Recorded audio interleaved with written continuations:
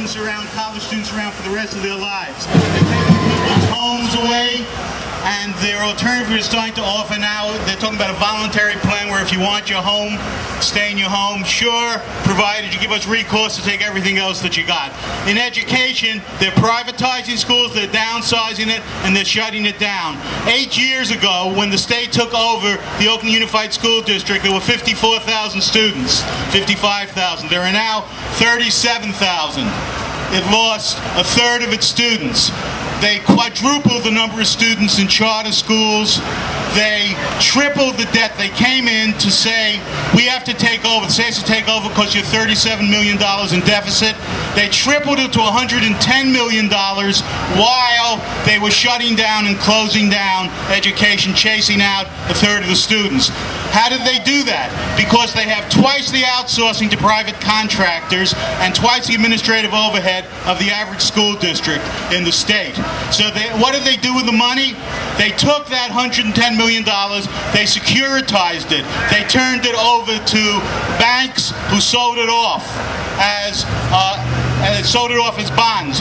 We cannot default on that according to the law because they wrote into the law that even if you default, you still owe it to the banks. Now what are they doing? They're talking about closing 5 elementary schools, taking 7 small high schools and turning them into quote-unquote 2 high-quality high schools. I taught at Castlemont High School, and we warned when they broke it up into small schools, you're going to make it worse, and then 10 years from now, you'll turn around and put the schools back together and make it worse again after shutting down electives, closing libraries, chasing students away. They closed the library at Castlemont 8 years ago. They fired the librarian. Now, they're putting it back together. No library there. They closed down many of the middle school libraries. Now, what can we do about this? Well, we can start by saying schools should not be vacant. Schools should be occupied. We should not allow these schools to be shut down. Instead, we should start looking at our power and what we've done here and talk about occupying schools.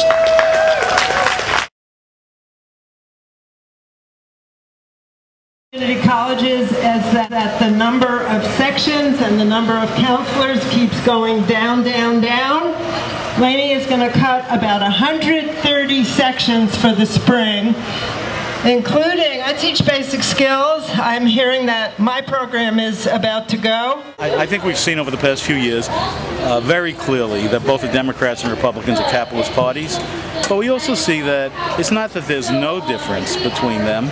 There's maybe a minor difference in strategy. So the Republicans have that nut wing, for example, which has been pushing more egregiously than the Democrats. They both are aimed at the world going to hell in a handbasket. Their question is over how fast to go and over pace.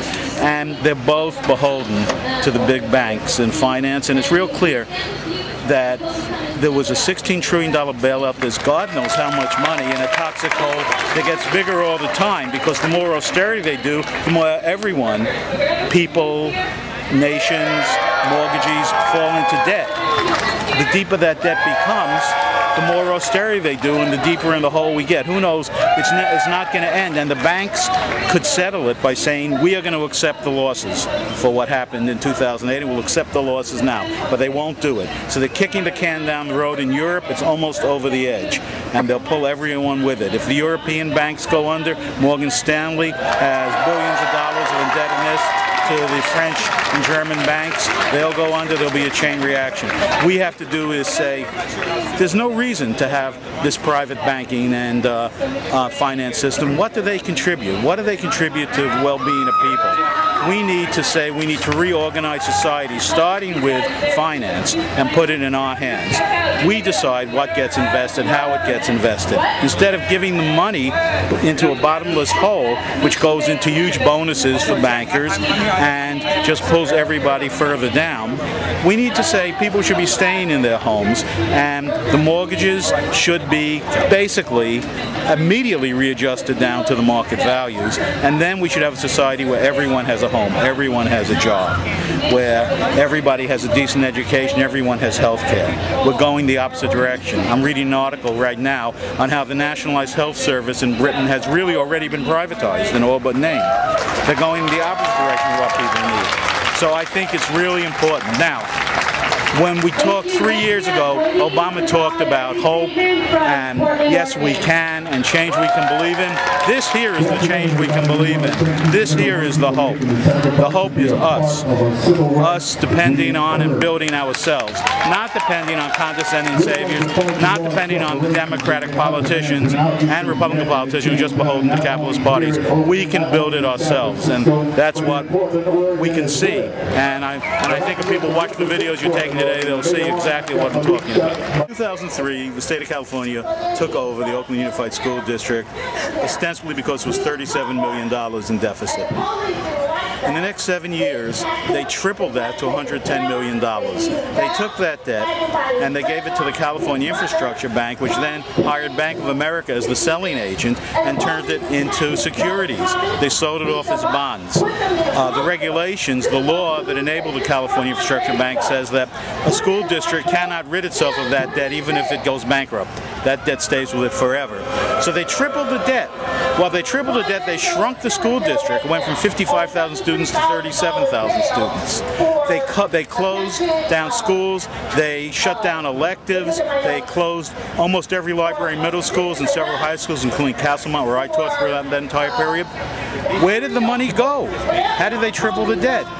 Well, they had over $80 million a year in outsourced contract. Per capita, that was about double the average for a school district in the state. They had double the average administrative overhead in the state. In 2005-2006, the state audit showed they had 78 excess administrators that year. What did the state do? They're fining the school district $1.3 million for having excess administrators. Who was running the school district? The state.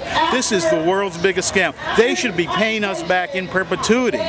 They should be building new schools, increasing teacher salaries, providing the kind of resources kids need. Instead, it's the opposite.